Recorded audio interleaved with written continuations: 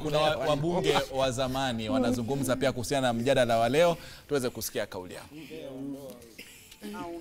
The structure of government. There is a national question around the size of government. And there is a national question around the performance of government. And that question is everywhere. And that is why we undertook this process, because we felt we are interested parties. You don't shave your own back, that's what we say.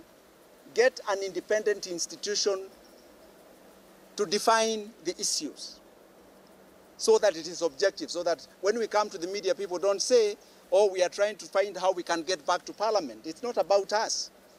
And it's not about us getting back. It is about Wanjiku, about the taxpayer. So we are here today concerned about the structure, the size, and the performance of government.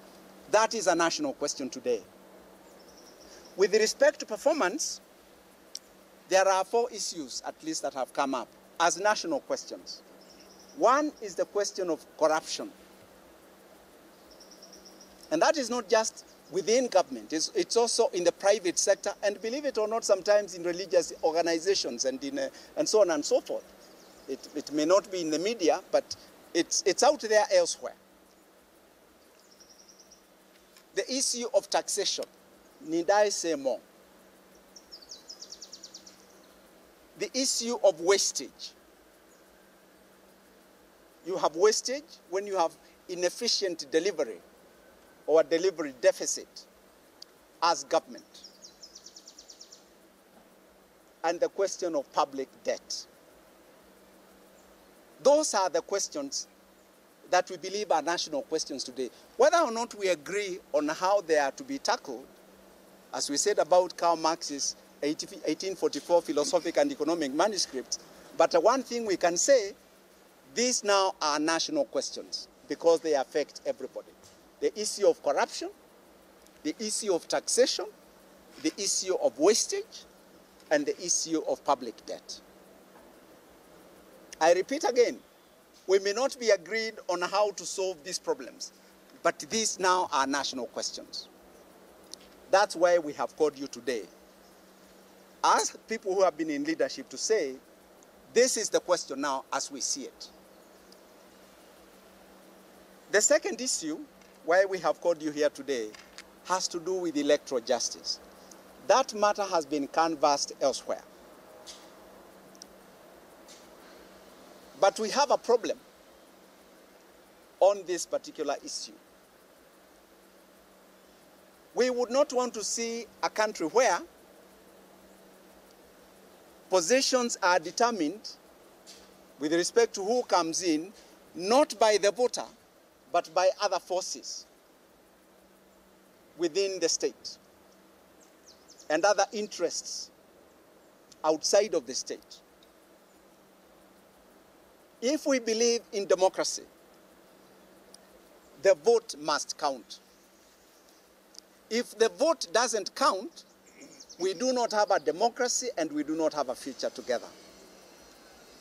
The vote must count. And so we have come here today to say that this now is a national question.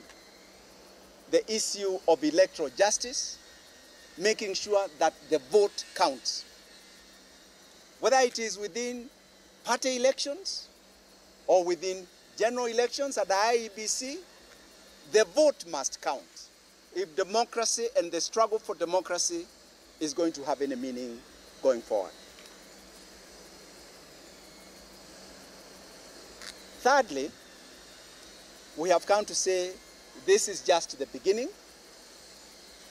We will need to meet together in a structured way. I'm not saying we are not structured, but we are aware that there are other structures.